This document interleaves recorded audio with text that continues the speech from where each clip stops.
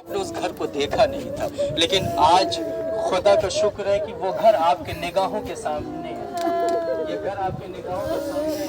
अरे इसी घर से निकले और निकलने के बाद इसी मस्जिद कूफा में गए और जाने के बाद इस मस्जिद में नमाज नाफिला अदा की। इधर मेरे अजान दी मेरे मौला ने। कूफे का कोई घर ऐसा नहीं था कि जिस घर में अजान की आवाज़ न गई हो।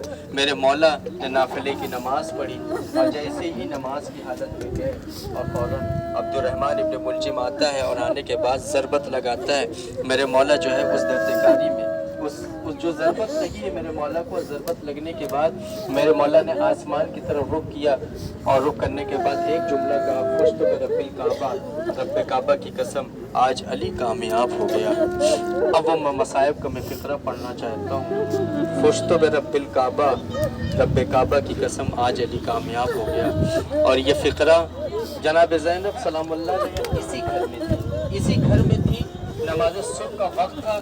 बीबी जहाँ नमाज बिछा रही थी और मुसल्ले पे बैठना ही चाह रही थी कि इसी असना में मुश्तब रब्बिल काबा की जैसे ही आवाज़ बीबी के कानों में टकराई। एक मरतबा हसन मुश्तबा को बुलाया और बुलाने के बाद एक जुमला कहा जनाब ज़ैनब ने, ए हसन मेरा दिल बैठा बैठा जा रहा है, मुझे नहीं पता, मुझे बड़ी घबराहट हो रही है। तो जनाब इमाम हसन मुश्तबा ने पूछा क्या बात है, हमें लग रहा है कि बाबा पे कोई मुसीबत आ गई है। हसन जाओ, दौड़ते हुए जाओ। अज़ादारों ये आवाज़ मौला इमाम हसन मुश्तबा ने भी सुनी। दौड़ते हुए मस्जिद कूफा की तरफ दोनों भाई गए और मौला अब्बास साथ में थे। आप एहसास करें इस वक्त आप उसी घर के सामने खड़े हैं। मौला इमाम हसन मुश्तबा, मौला इमाम हुसैन शहीद करबला और बाबुल हवाइज कमरे बनी हाशिम गाजी अब्बास साथ इस मस्जिद कूफा में गए। मस्जिद कूफा में